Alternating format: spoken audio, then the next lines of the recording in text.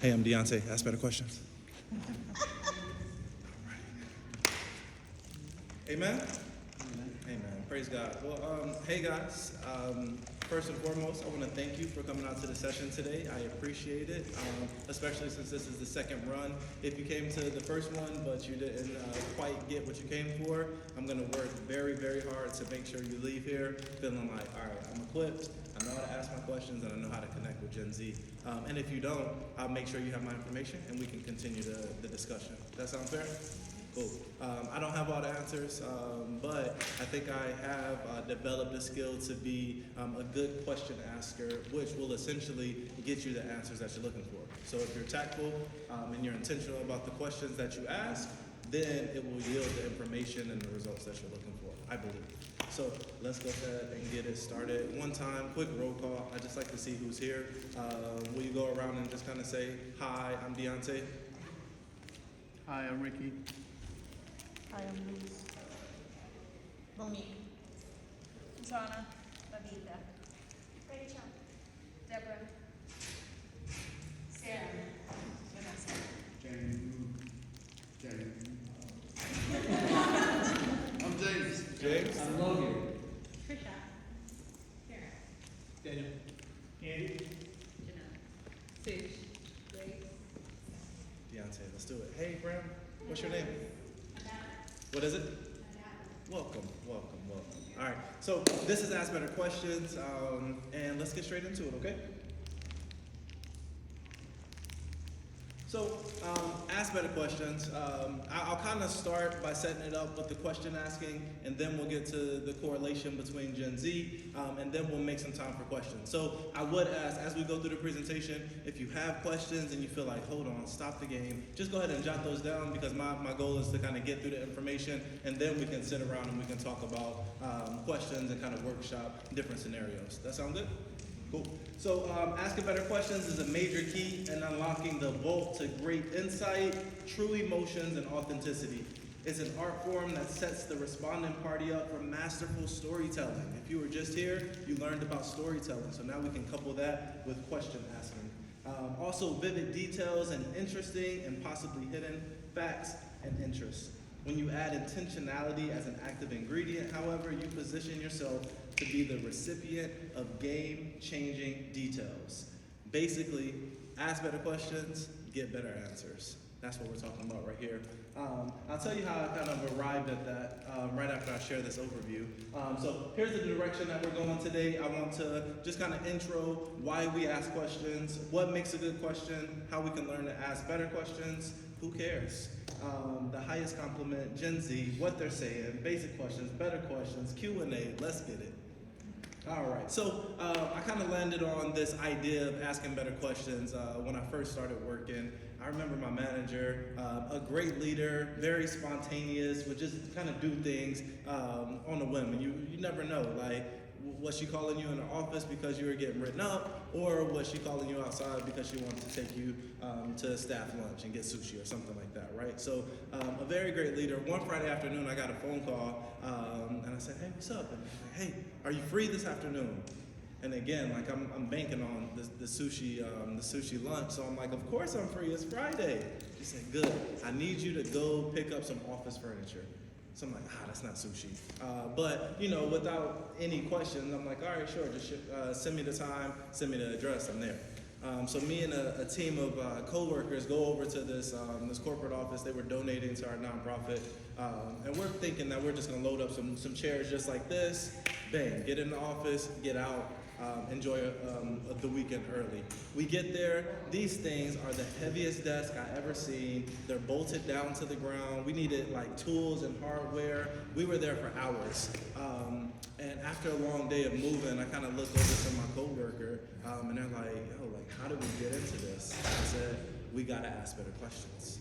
Like, I should have asked my manager, what type of furniture, what do we need, how long is the job, all of these different things. So we kind of started bouncing off that language of asking better questions, and it served me well, especially as we work with youth.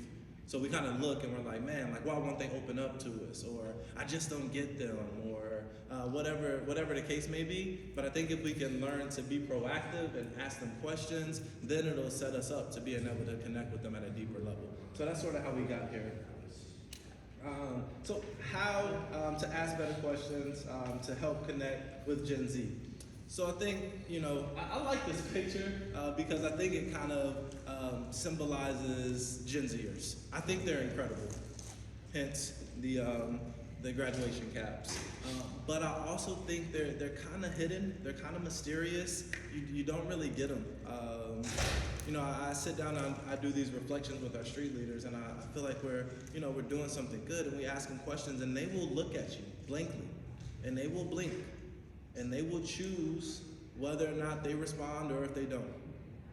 I think the pandemic really did something to Gen Z. I just got to be honest. I think like there was a social setback that happened because they're not as social. They don't interact in a way that other generations of kids have. And if I'm quite honest, Gen Z almost made me throw in the towel.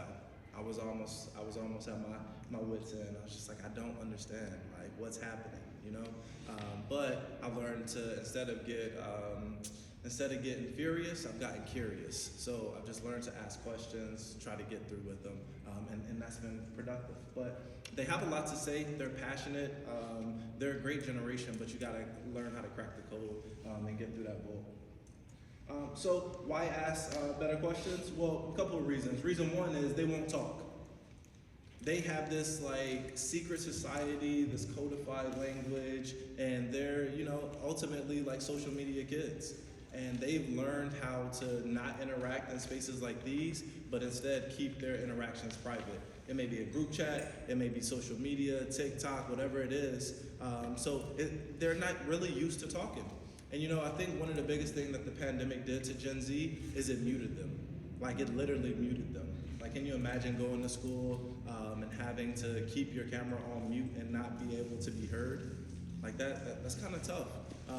Imagine then you wanting to say something or you just talking like you do in class. Like anybody else talk in class when you were a kid? Come on, raise your hands, talk to me, thank you. That was me, right? But they didn't get that opportunity during distance learning. Like the teacher would literally mute them.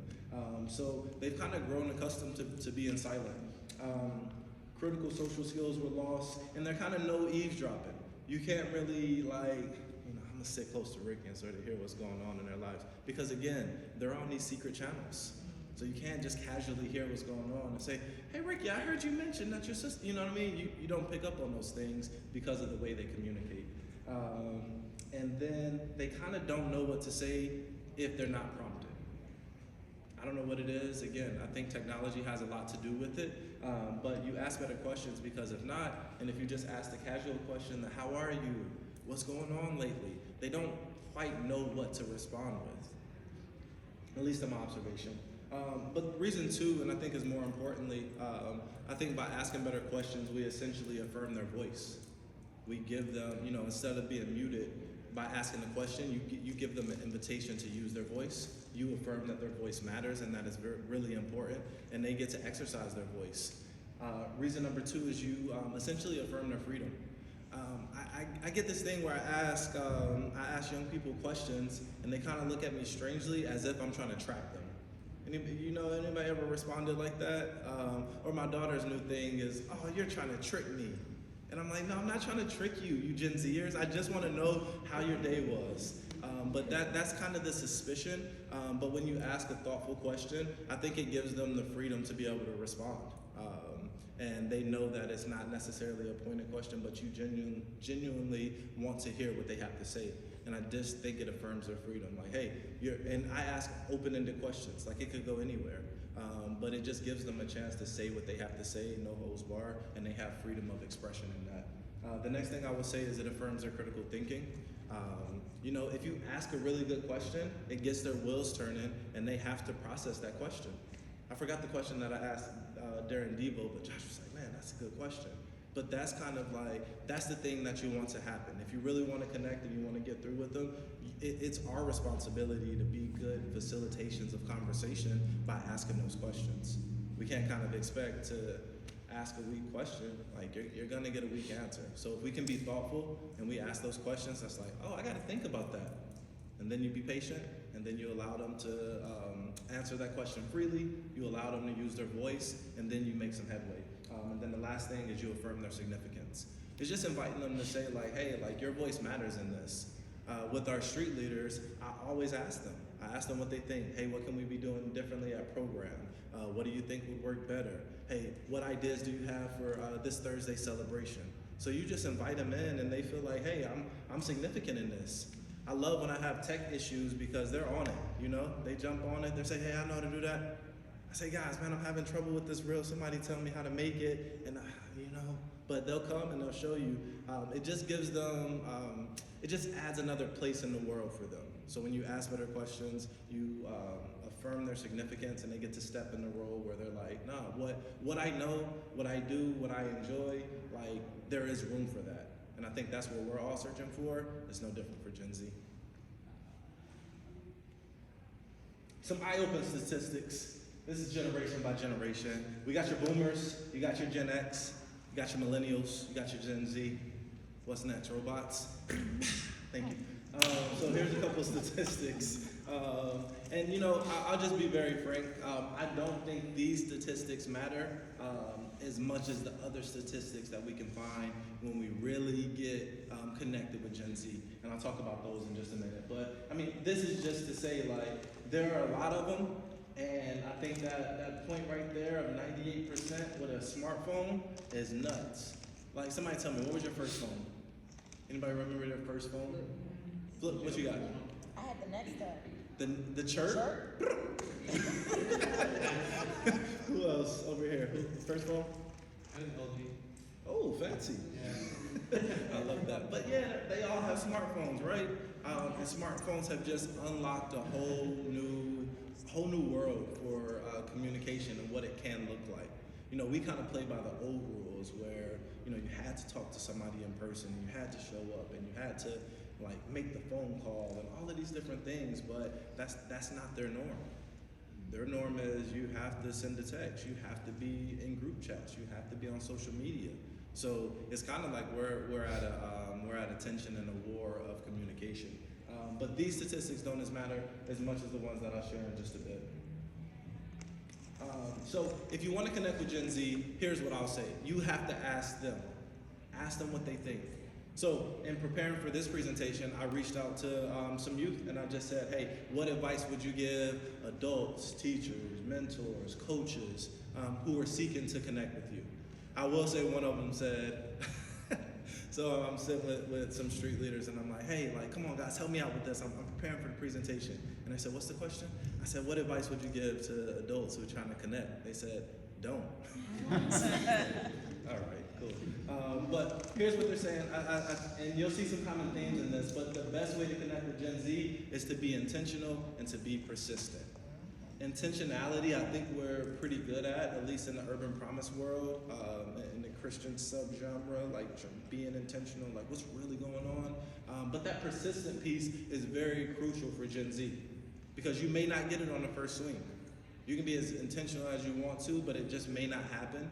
So continuing to persist. And again, these are all answers from that generation. Let's see. I definitely think the best way for adults to connect with me is through a consistent relationship. So far, we've heard intentionality, we've heard persistence, and now we're hearing consistency.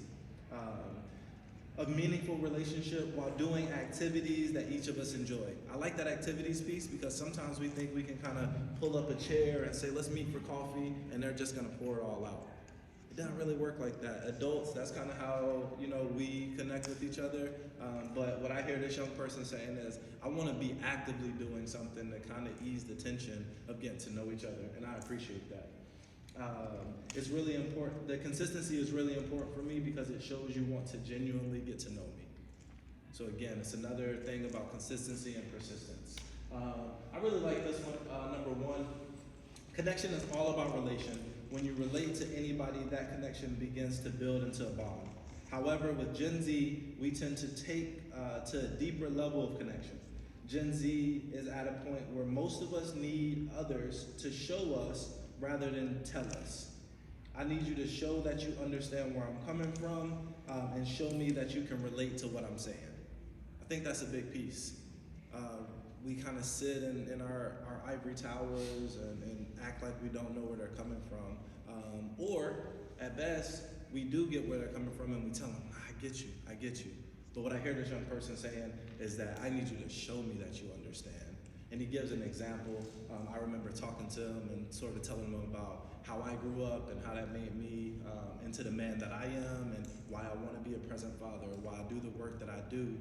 And I think after that lunch convo that we had, his eyes were kind of open. It was like, oh, okay, you do get what I'm saying. And I think that's real. So I think we have to be transparent with our motives and our intentions. If we can kind of peel back that layer and say, this is why I want to get to know you, this is why I do what I do, then it kind of disarms them and they say, okay, you get me, you're coming from a real place. What I will say is, you may not feel like you have a story that may directly correlate or relate to the young people that you work with. That's okay too. Again, authenticity, just being authentic. If you don't get it, then that's okay, but kind of name that because they can see through it. I like this one. It says send out a text or a direct link. It was in a different interpretation to the question because I'm talking about a deep connection. But I like what this person says because he's basically talking about, hey, if you need my attention, call on me specifically. We do a lot of whole group things at UPLA, and we're doing this group reflection. And I'll ask a question, and I think it's a really great question, but yet I still get blank stares. What this person is saying is you need to go a step further, and you need to call someone. You need to call me out. You need to say, Tish, can you answer this question? Jamie, what are your thoughts? So that's how we got to go about it. Next one, I like this one. Just have a sense of humor. I think adults just take themselves way too seriously. I've always felt that way. I get it. I remember when I first started working in nonprofit, I work with middle school kids, and I let them call me Dionté. That's my name. But one of my coworkers was like, Dionté, you gonna let them call you Dionté? You Mr. Great, and I'm like, it's just not that serious, And again, if I'm here and I want to make a connection, and this is my own personal opinion, but if I want to make a connection, I want to remove the barriers, So call me Dionté, we can talk, it's fine. But having a sense of humor, adults take themselves too seriously. I get it, you're accomplished, you're esteemed, you're smart, you're noble, but if you want to connect with kids, all of those things that we kind of pride ourselves on can become barriers to that connection that we're trying to work so hard to connect or to create. So, boom. So a couple of tips. Treat them with mutual respect, not treat them with mutual respect. I'll put this on there and I'll show you this clip. Maybe this takes you back to your childhood. Was anybody here yesterday? Yeah? All right, cool.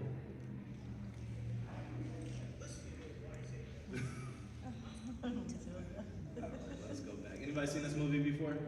Let's see what volume is that. All right, this may be as loud as it goes.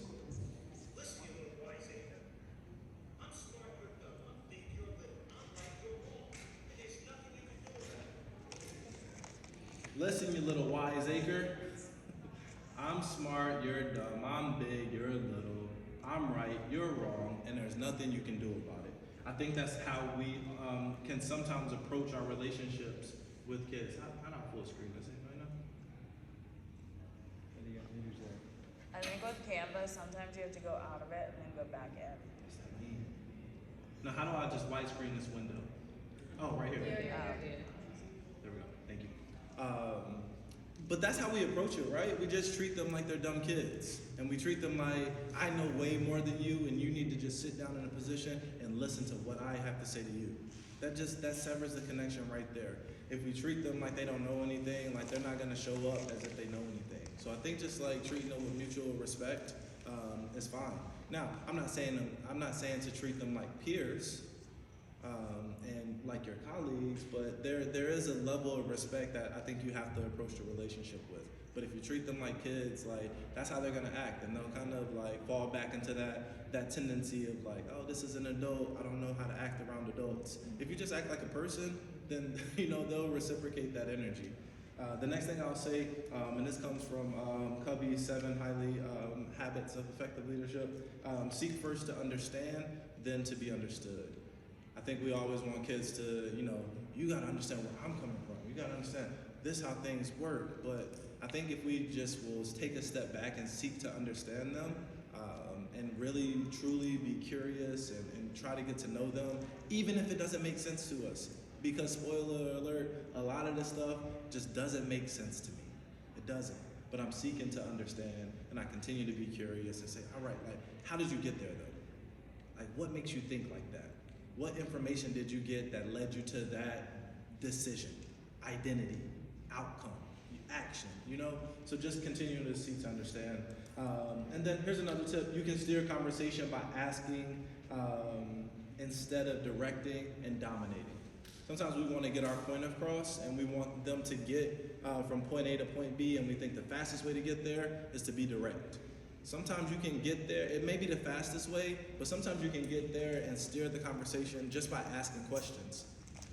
It's kind of like the coaching model we just talked about and giving feedback to your staff. It's the same thing. It's like what you want them to hear and understand. You know the point that you're trying to make, and you can do that just by asking questions. Incentivize them. I think incentives just sort of heighten and encourage involvement and engagement. When I wanted those responses from our youth, I posted it on my Instagram story, another thing I'll talk about, and I said, hey, best answer, I'll send you $10 on Cash App. I think that, I give them paragraphs. Now, you don't got to give every kid $10 on Cash App, but just kind of think of how can you incentivize them? Because sometimes we ask questions and we kind of sit there like, okay, oh man, the old school teacher, I'll wait. And Gen Z will be like, well, you just go keep waiting. Like, they don't care. So instead of taking that approach, just kind of incentivize them, like excite them. Say, hey, best answer gets, 5 minutes or free homework points, In-N-Out gift card. Like, I don't know what it is. Gets a piece of bubble gum.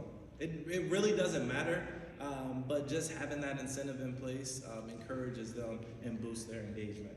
The next thing is go where they are, and this is what I was talking about in terms of social media. How many people active on social media? Show of hands for me. Cool. Now, let me say this. In our last session, we had students, Gen Z students in there. So I asked the adults, and then I asked Gen Z. You can probably guess what that answer was, right? I said, hey adults, how many on social media? Maybe about 50%, and it was kind of the same for this group. 100% of the young people, I'm on social media. So it's like if we want to understand them, we have to go where they are, and that is social media. One person gave some feedback and said, once we go, they'll leave just like they did on Facebook. It's a valid point. But what I will say to that is we did too much on Facebook.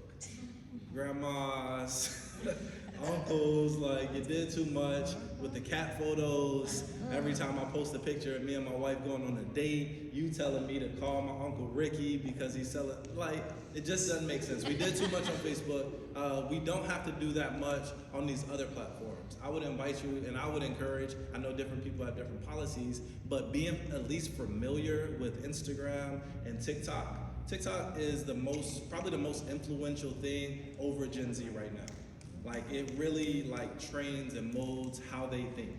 It's really insane. It kind of affects how they engage. It affects, it's crazy. You watch these videos on TikTok and it's a person sitting down on the couch drinking a slushie and it's 5 million views. And you're just like, how? ASMR. And I'm like, what does that matter? But it's fascinating. And again, I don't understand it, but it does give me insight. And when I talk about statistical data, I think TikTok, Instagram can give you better insight than what those, graphs and stats can give you. Because when you see 3 million views on someone eating a bag of hot Cheetos, or you see 3 million views of somebody pulling a prank in a grocery store, or you see all of these things going viral, that's data right there that can be analyzed to be like, wow, this is what they're watching. And you may not agree, you may not like it, and you may not choose to watch it for yourself. But just having an understanding of like, that's what they do, that's where they are. So when you're wondering why the interactions are so short, it's because they're literally watching 1 second videos, 1 second videos, 1 second videos.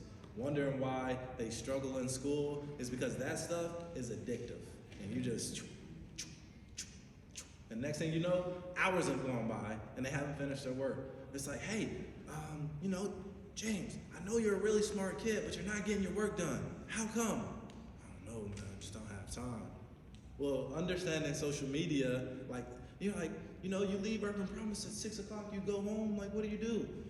Nothing, and it's like, that'll tell you, like, they're spending a lot of time on social media and TikTok, and they get drawn in that. So, yeah, that's another conversation. But I would just say get digital, have a presence. I'm active. Somebody had a question in the last session of, what do you think about kids following you, all of this stuff? I just say it like this. The same thing that I do in real life is the same thing that I do on my social media. I got no problem with my students following me on social media. In fact, I like it. We're in these positions as leaders, as role models. So, I like for them to see me with my family. I like for them to see what our marriage looks like. I like for them to see this is what a leadership conference looks like. Like, those things matter. I had one of my students call me and said, I'm so thankful that I have great role models who are doing cool stuff. And I love that, because I think about my role models and I kind of had to pick different pieces from those role models of the things that I like. But I'm like, yeah, you do have some pretty cool role models. So just think of social media like that. It allows me to stay in touch with them. The last thing I already mentioned, don't take yourself so seriously. It's okay, guys. We know you did it. We know. All right, so last couple of things, when to implement it, asking better questions, that is. I say when you have your disciplinary conversations, so this is more practical, but we do this strategy called the 4 steps of redirection. So when we're working with students and we see misbehavior, and that can be from small kids, or that can be to high schoolers, we kind of go through this process of, hey, what are you doing right now? Instead of saying, get down off of that chair. So we ask the question, hey, what are you doing right now? And now it's self-awareness, and they say, standing on a chair. And then you follow up with another question. What should you be doing right now? I should be in class. Okay, and then you just kind of walk them through that process and say, would you like to go back to class, or would you like a phone call home? I'll go back to class. And then you say, great decision, So that's kind of that's practical, and those things happen. But again, you can use that type of approach for teens as well. Hey, how are you doing in school? I'm failing all my classes. Okay, how are you using your time? I'm on TikTok. Okay, do you want to graduate high school? Yeah, well, I'm saying, just guide them through the process. The next thing I think is relationship building. So asking better questions to build relationships. Again, those things don't just happen. I know you have good intentions. I know you show up every day for them, and those things are very important. But asking better questions allows you to actually nurture that relationship. Connecting with reserve youth. I have this street leader at UPLA right now. She's very quiet, she's very reserved, and if it wasn't for me literally approaching her and asking her questions, I'm like, hey, just give me 60 seconds of question asking. And I'm like, what's your favorite movie? What do you like to eat? Who's at home with you? All of these different things, and now I walk away knowing oh, that's cool. She has a lot going on in her life, but she's just a more reserved person. So I walk away with a better understanding, and then asking better questions to guide them to a solution. All right.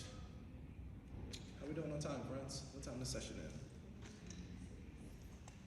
Anybody know what time the session ends? 12:05. All right, cool. So I'll kind of skip through these slides, and then I just want to leave time for a little bit of Q&A. That sound good? So who cares? The thing that I would just say about that is when you ask questions, you show that you care. And when you ask questions, you should show that you care. I have people who always ask the question, they're kind of on the move, and they say, hey, how you doing, good? And it's like, well, I guess I have to be now, what options have you given me? So when you ask those questions, ask them thoughtfully and ask them, what's really going on in your life? I think I got some good ones on here. Maybe it's the next slide. But again, it shows you that you value what they're saying, and you actually want to hear a response from them. So, I remember working with kids, and we kind of have in like a rougher community, relatively speaking. So being sensitive about the questions that you ask. Instead of asking a kid, what I would say is like, hey, who do you live with? Who's at home with you? Instead of being like, oh, like, what's your mother? What's your father do? Because that would assume like that is the family structure at home, and that can be a sensitive topic. So just asking questions like that, and when you say family, who's that consist of? So that asking tactful questions like that will allow you to get to the information that you're asking. Boom. So again, basic questions. How are you? How was your day? How was school? Everything okay? They say good, good, good, yeah. Those are the answers that you get. But what's bringing you the most joy right now? What's the biggest challenge in your life right now? What picture in your camera roll best describes your life? What do you need more of? What do you need less of? So again, those questions they lead to actual conversation. They lead to answers and they lead to insight, which will allow you to connect. Because if you just ask these basic questions, how are you? You're gonna say good, and you're gonna say good, good, I'm glad you're here. And like, there's nowhere else to go with that. But when they show you a picture, this is my life right now, and they show you a picture of their family at the beach, or they show you a picture of, like now you got a connection point. Now you can get through and you have something that you can build upon. I got a whole list of these that I'd be happy to send out. Just don't publish it or something. I would feel betrayed. So all in all, man, Gen Z is super unique. They're creative, but they will be reserved as long as you allow them to be. So I'll end this session by saying, ask better questions, get better answers. Thank you so much. All right. Well, how about some Q&A? Any thoughts or questions? I have a question. How do you, or do you at all, go about warning about the dangers of social media with youth without demonizing their favorite way of life? Yeah, for sure. I mean, I think it's just being transparent, just to be like, now, and it depends on how deep you want to go. I think I always try to speak to the proven level of understanding. So, I mean, they may not know anything about China and all the taxes. It's like, can I just let them know that social media is highly addictive? Social media is going to distract you from what you have going on. Social media is unfiltered. Anyone's going to post anything. There's some creepers out there. Like, those are just conversations that you can be upfront with and just go straight at. But then there's some deeper things. I had someone pull me to the side yesterday and kind of talk about, now, do you know how they're using TikTok? I say, tell me more. You know what I mean? But yeah, I don't think you have to demonize it, and I think there's some good in it. And at the end of the day, it's the way they connect. So I would just say like teaching them how to leverage it and use it for good and be responsible with it, but having an open and direct conversation. Great question. Cool. Ask better questions, get better answers.